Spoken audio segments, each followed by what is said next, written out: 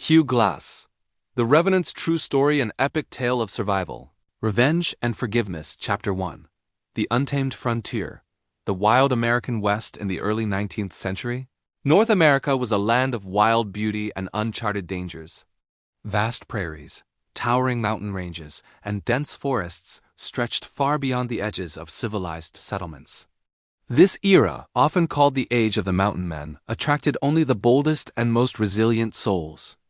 Among these adventurers was Hugh Glass, a name that would echo through history as a symbol of raw tenacity and indomitable spirit.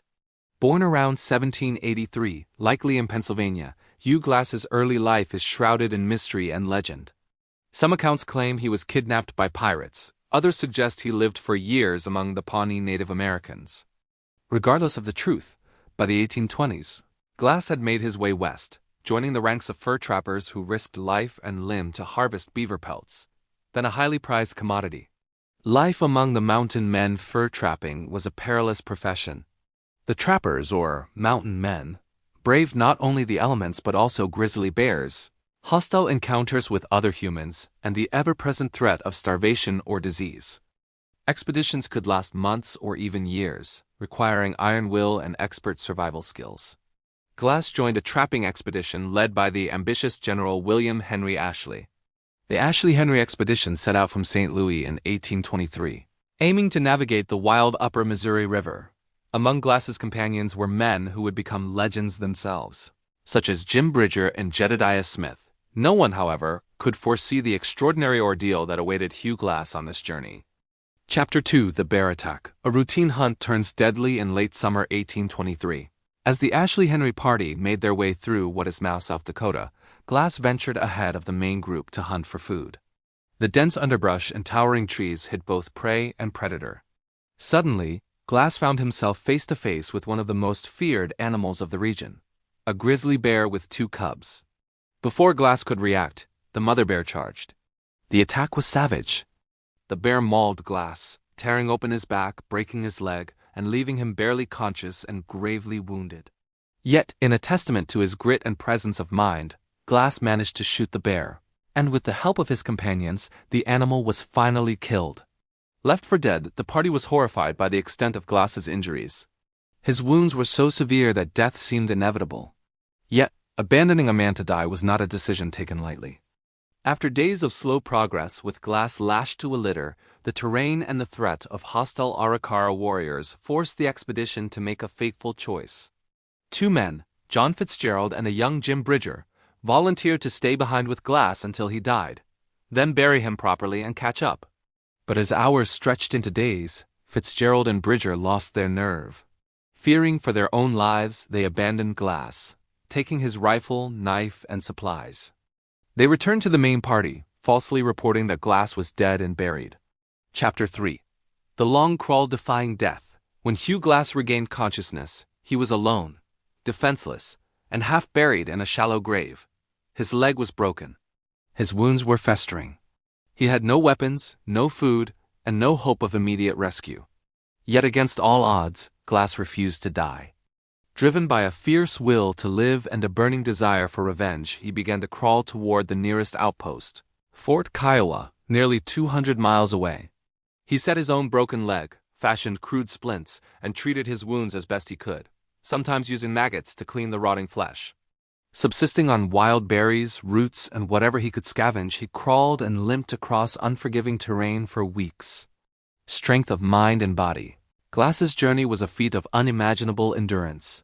He evaded hostile tribes, survived on scraps, and navigated rivers swollen with snowmelt. According to some accounts, he allowed wolves to eat a bison carcass before scaring them off and feasting on the remains. Other stories tell of Native Americans who helped him along the way, providing food and basic medical care. Whatever the precise details, the essence of the story remains. Hugh Glass survived one of the most harrowing ordeals in frontier history, propelled by sheer determination and survival instinct. Chapter 4. Revenge and Forgiveness. Hunting the betrayers, Glass finally staggered into Fort Kiowa, to the astonishment of everyone who saw him. After months in the wilderness, his first priority was clear: revenge. He wanted justice against Fitzgerald and Bridger, the men who had abandoned him. With his body still healing, Glass set out across the frontier, tracking down his betrayers. He found Jim Bridger first.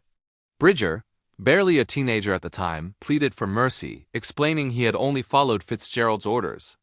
Seeing the boy's terror and remorse, Glass made a remarkable choice. He forgave him. In that moment, the story of Hugh Glass shifted from one of vengeance to one of understanding and compassion. A test of character.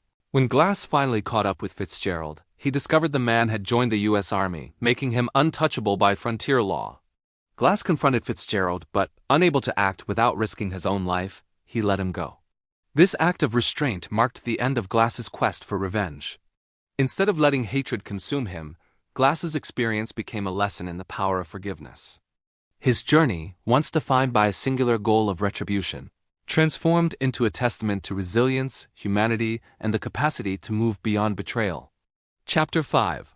Legacy of a Legend. Fact Fiction and the Making of a Myth. The story of Hugh Glass was passed down through oral tradition, written accounts, and eventually, Hollywood.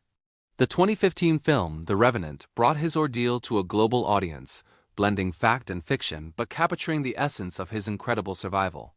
Historians debate certain details. No one knows for sure exactly how far Glass crawled or how much help he received. But the core of the story remains unchanged. A man, grievously wounded and left for dead, survives through extraordinary grit and ultimately forgives those who wronged him. The enduring appeal, why does Hugh Glass's story continue to captivate us? Perhaps it's because it speaks to something universal, the struggle to survive against impossible odds, the temptation to give in to hatred, and the strength it takes to forgive. In an era when the world was bigger and more dangerous, Glass's journey stands as a metaphor for the human condition. We are all, in some way, crawling toward a distant hope, battered but unbroken. Hugh Glass's final years after his legendary ordeal, Glass returned to trapping and exploring. He died in 1833, reportedly killed in an Arikara ambush. But by then, his legend had already taken root. Today, monuments stand in his honor, books recount his life, and his name is synonymous with endurance and forgiveness. Conclusion. The Revenant within us all. Hugh Glass's story is more than a tale of survival. It is a narrative about the choices that define us. Do we allow betrayal to harden our hearts, or do we find the strength to forgive? Can we persist when all seems lost? Glass's life offers no easy answers, but it invites us to reflect, to endure, and to forgive. More than 2 centuries later, the Revenant's spirit lives on, inspiring all who hear his tale to face their own trials with courage, determination, and grace.